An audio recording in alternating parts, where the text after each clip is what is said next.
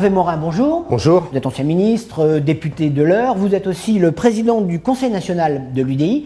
Alors on va parler de l'attractivité, c'est un sujet qui est très à la mode. On voit qu'il y a une chute de l'attractivité de la France. Il y a un chiffre qui a été mis en exergue, 77% de baisse des investissements en France. Est-ce que c'est de l'ordre de grandeur du désamour de la France ? Faut faire très attention à ce chiffre, parce que ces investissements directs à l'étranger, ils cumulent deux choses. Ils cumulent des investissements qui sont des entreprises françaises qui sont achetées par des boîtes étrangères et des vrais investissements directs, c'est-à-dire une boîte étrangère qui décide de mettre une usine. Et jusqu'alors, on avait souvent des chiffres bons parce qu'on se faisait racheter nos boîtes par l'étranger. Donc, tout ce qu'on sait, ça c'est une certitude, c'est que tous nos indicateurs économiques sont au moins à l'orange, sinon au rouge. C'est pas la peine de les citer. Il y a chômage de masse, pouvoir d'achat en berne, compétitivité de l'économie française qui fait que grosso modo on a perdu 25% de part de marché dans la zone euro. Donc il y a des gens avec des mêmes niveaux de pouvoir d'achat que nous. Et puis s'il fallait qu'on prenne un quatrième indicateur, grosso modo, nous sommes avec des prélèvements obligatoires élevés, des taux de marge des entreprises très faibles, donc des investissements très faibles, et des coûts salariaux avec impôts plus élevés que la moyenne européenne. Dans ce diagnostic que vous faites, est-ce que vous incriminez la politique du gouvernement depuis 20 mois? Est-ce que c'est ça qui est responsable de l'état dans lequel Vous voulez que je vous dise? On n'a pas été non plus à la hauteur du débat. Alors on a une vraie raison qui a été la crise de 2008, qui a bouleversé complètement la donne du quinquennat de Nicolas Sarkozy. Mais très franchement, la loi TEPA de 2007 n'était pas à la hauteur de l'enjeu du redressement de la compétitivité de l'économie française. Alors probablement que les Français non plus en 2007 n'avaient pas conscience de la gravité de la situation, donc probablement pas en mesure d'accepter la même chose. Mais maintenant, il y a au moins une chose qui est à peu près rentrée dans la tête des gens, c'est qu'il y a urgence. Il y a urgence à redresser la performance économique du pays, l'attractivité du pays étant un des éléments de cette performance. Alors, le président de la République est allé à la Silicon Valley, il a reçu un certain nombre de grands patrons étrangers. Est-ce que ça veut dire qu'il faut aller chercher les recettes de l'attractivité française à l'étranger? Très franchement, on sait tout. Il y a eu 25 000 rapports. Oui, il y a eu le rapport Attali, puis il y en a eu plein d'autres après. Puis il y en a eu avant, il y a eu le rapport du patron l'ancien patron du FMI, enfin il y en a eu 10 000 des rapports. Donc on sait très bien que la France a 3 ou 4 sujets majeurs sur lesquels l'UDI s'est déjà prononcé d'ailleurs au Conseil national de l'UDI à travers la plateforme de nos propositions économiques que j'ai présentée, qui a été adoptée il y a maintenant 9 mois.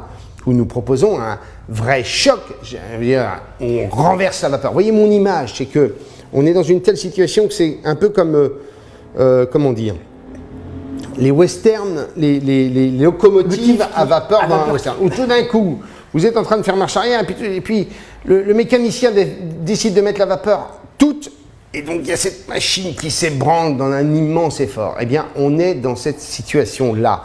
Et donc pour nous, c'est augmenter la durée du travail, distribuer du pouvoir d'achat par la baisse des cotisations sociales salariales, améliorer l'investissement des entreprises, réduire le niveau des prélèvements obligatoires par une baisse des dépenses publiques, tout ça étant chiffré.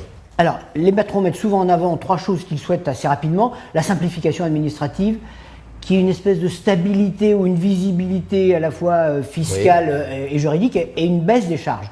Dans l'urgence, dans le degré d'urgence, il faut tout faire en même temps.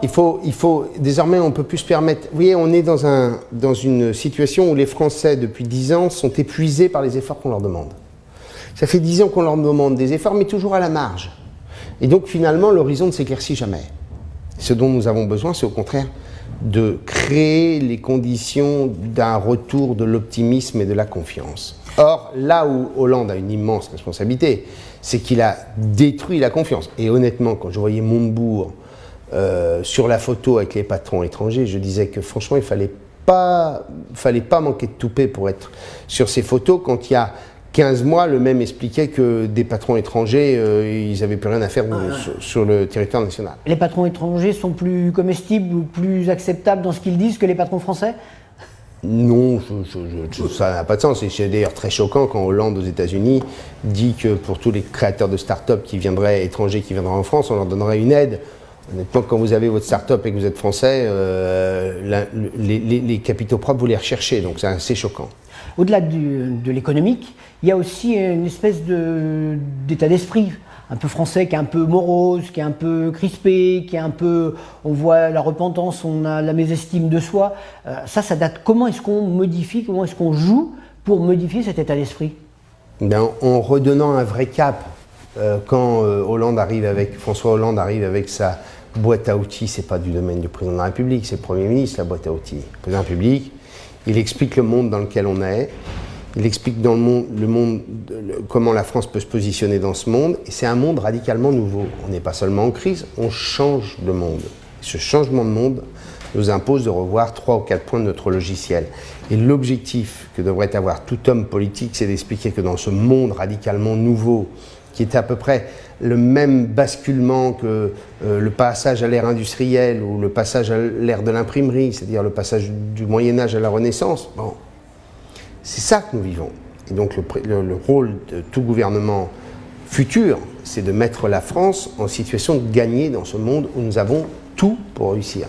Tout pour réussir. Et en même temps, vous comprenez qu'il y a des gens qui se sentent un peu perdus. Il y a eu une tribune dans le Figaro d'Henri Guénaud qui disait « Je ne reconnais pas mon pays ». Un peu perdu, parce qu'on oublie de leur dire une chose. C'est que le choix collectif de la France a été le choix du chômage de masse. Nous avons fait tous nos arbitrages depuis 15 ans ou 20 ans sont ceux qui, en quelque sorte, sédimentent le chômage et créent le chômage de masse. Et il appartient aux Français de sortir de ce logiciel-là et de mettre le pays en condition. Je prends un exemple simple. Quand Renault a le plus grand mal à faire marcher ses usines de Flins et de Sandouville, le PDG de Renault dit aux salariés de Renault, j'en parle parce que j'ai des habitants de ma commune qui travaillent chez Renault. On leur dit, écoutez, vous êtes au chômage technique depuis un an et demi. On peut rapatrier de la production de chez Nissan. Mais Nissan exige qu'on ait les mêmes conditions de production que là où ils font leur voiture aujourd'hui. Bien, les ouvriers de chez Renault, plutôt que la fermeture de l'usine au chômage technique, ils ont accepté de bosser 3 heures de plus.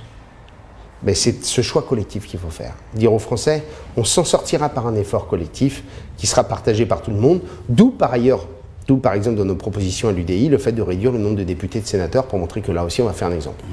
Et les Français sont prêts à ça. Si on leur donne une perspective, vous pensez qu'on peut redynamiser le pays? Regardez, si vous remettez le pays en branle, on peut très vite après redistribuer du pouvoir d'achat. Regardez les Allemands, ils ont fait des efforts. On a créé, ce qui était quand même une innovation absolue, un salaire minimum en Allemagne, et on a distribué 6% de pouvoir d'achat en 2 ans. C'est simplement de recréer de la prospérité. Merci Hervé Morin. Merci.